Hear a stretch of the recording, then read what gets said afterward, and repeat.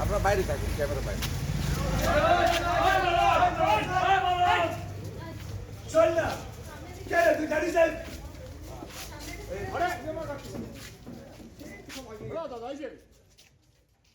যে বিষয়ে আমি আপনাদের বলবো, এই পুরো যে 30-40 মিনিটের ডিসকাশন সবটা আমি বলবো।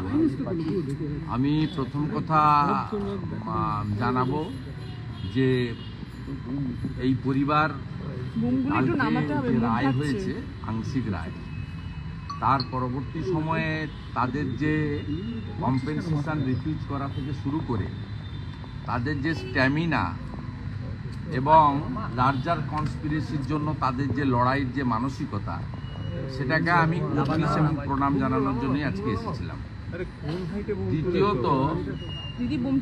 দ্বিতীয়ত আগামীকাল সুপ্রিম কোর্টে আবার ডেট আছে। ওনারা বৃহত্তর আইনি লড়াইয়ের প্রস্তুতি নিচ্ছেন এবং এই আইনি লড়াই এমনিতেই একটা পিটিশন ওনারা হাইকোর্টে করেছিলেন, যেটা সুপ্রিম কোর্টে গেছে, সেটাও একটা সেকেন্ড পিটিশনের বিষয় রয়েছে।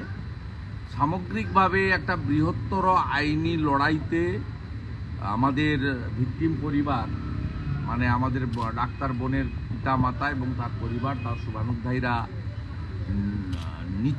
নিয়েছেন আরও বৃহত্তর আইনি লড়াইতে যাবেন। তাতে আমি তাদের বাড়িরই একজন হিসেবে মনে করি আমি তাদের সাথে থাকব এবং পূর্ণ সমর্থন সহযোগিতা তারা যেভাবে সহযোগিতা চাইবে সেটা আমরা করার আমি চেষ্টা করব আমার সীমাবদ্ধ ক্ষমতার মধ্যে। ডাক্তার বোনের বাবার যে বক্তব্যগুলো খুব মিনিংফুল এবং অত্যন্ত বাস্তব বলে আমি মনে করি, এবং তিনি যে অভিযোগগুলো যার সম্পর্কেই করছেন, রাজ্যের মুখ্যমন্ত্রীর হঠাৎ লাফিয়ে কোর্টে চলে যাওয়া, সেটা নিয়েও উনি যা বলছেন তার যুক্তি রয়েছে।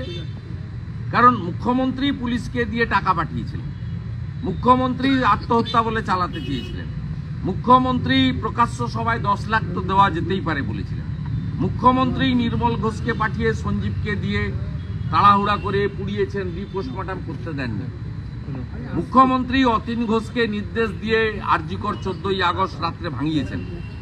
অর্থাৎ সেটাও ঠিক, তদন্তকারী সংস্থা মানে লোয়ার লেভেলে, সিবিআই মানে এখানে তো সিবিআই ডাইরেক্টরের কোনো রোল নেই। এখানে সিবিআইর যে যারা ইনভেস্টিগেটিং এজেন্সি ছিল বা স্পেশাল টিম ছিল, তাদের ক্ষেত্রেও তার যা বক্তব্য, তার যুক্তি আছে, সারবত্তা আছে বলে আমি মনে করি। আমি আলাদা এর ডিটেলস বিশ্লেষণে যাব না। বিরোধী দলনেতা হিসাবে আপনি কিভাবে, কারণ রাজ্যের মানুষ আপনার বক্তব্যের দিকে তাকিয়ে রয়েছে, বিরোধী দলনেতা হিসাবে সিবিআই এর ভূমিকা? আমি সিবিআই তো পার্ট। আপনি যদি চার্জশিট এবং জাজমেন্টে দেখবেন, সেখানে রাজ্য সরকারের পুলিশের, কলকাতা পুলিশের পার্টও আছে, সিবিআইয়ের পার্টও আছে। সিবিআই চার্জশিটে 30টা এমন কথা তুলে ধরে দিয়ে গেছে যাকে অ্যাপ্রিসিয়েট করার মতো। আবার সিবিআইর পার্টে যেসব ত্রুটি আছে বলে ডাক্তার বোনের অভিভাবক তুলে ধরছেন, পিতামাতা তুলে ধরছেন, তারও যুক্তি আছে, সারবত্তা আছে। স্বাভাবিকভাবে আমার স্ট্যান্ড আগে ক্লিয়ার করেছি যে কলকাতা পুলিশ, রাজ্য সরকার, স্থানীয় স্তরে বিচার ব্যবস্থা, ইনভেস্টিগেটিং এজেন্সি সব মিলিয়ে ফাইনালি যে জাজমেন্ট হয়েছে অ্যাকিউজড করে একজনকে, সেটাতে উনার যে বক্তব্য, এই বক্তব্য অত্যন্ত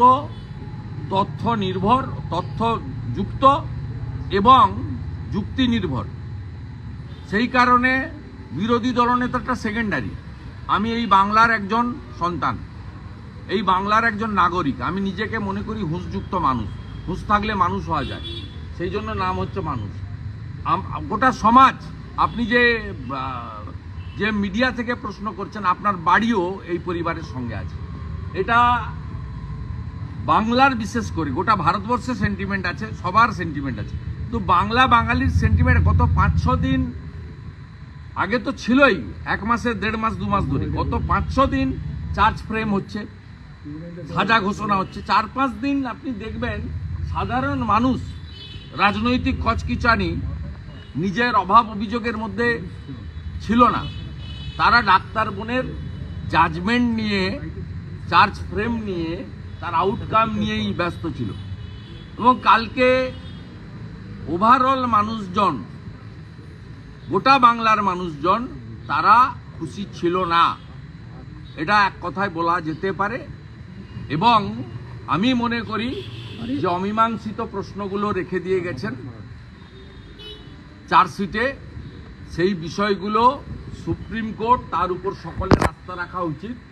ভারতবর্ষের সর্বোচ্চ আদালত, তারা এই বিষয়ে যথোপযুক্ত ব্যবস্থা করবেন। কালকের হিয়ারিংয়ের পরে আবার ওনার পরিবারের পক্ষ থেকেও আপনাদের জানাবে। আমারও যদি কিছু বলার থাকে আমি পরবর্তী সময় জানাবো।